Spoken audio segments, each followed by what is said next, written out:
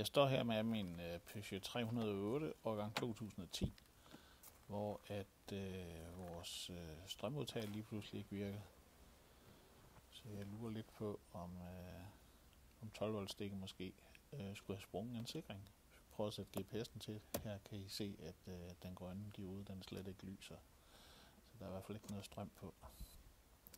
Over i venstre side af bilen, lige under rattet, der sidder panelet, som vi skal åbne, for derinde bagved der sidder sikringerne.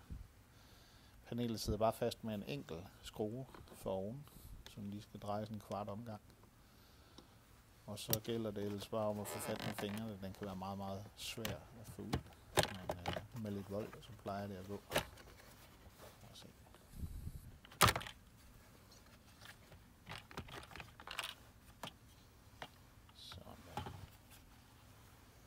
På bagsiden af panelet sidder der en ekstra lille boks, hvor værktøjet til at pille sikringerne ud med, og der sidder nogle ekstra sikringer.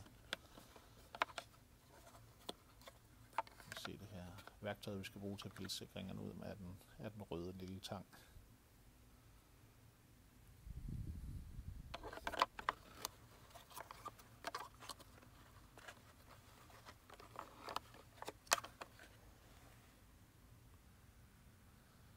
Her kigger vi ind på selve sikringsboksen. Den sidder godt gemt nede og inde bag ved alle ledningerne.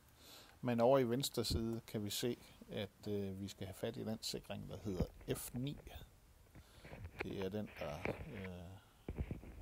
er sikringen til 12 volts udtag eller cigarettænderen.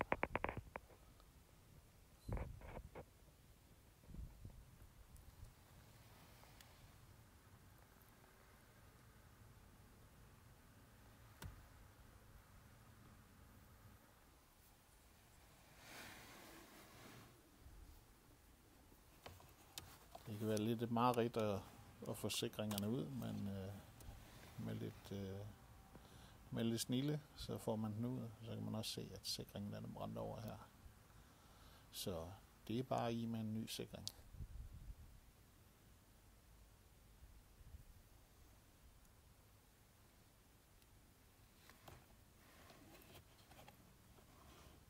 Hvis man synes, det er besværligt at få den ud, så er det faktisk endnu mere besværligt at få sikringen ind igen, men med lidt tålmodighed og så og så et par fingre til at hjælpe med at skubbe det sidste stykke ind, så skal det nok gå. Bare se. Sådan der, så sidder den der. Skal vi sådan set bare have pakket værktøjet sammen igen, sat i panelet.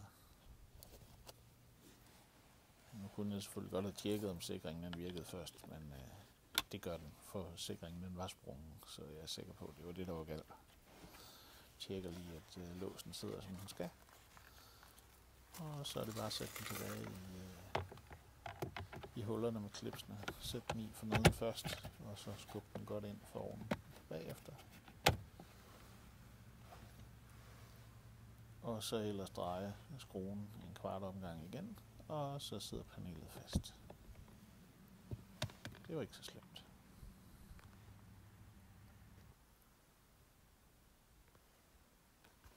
Så er det bare at sætte noget tænding på bilen og prøve en gang til og se om den grønne diode på stikket den lyser.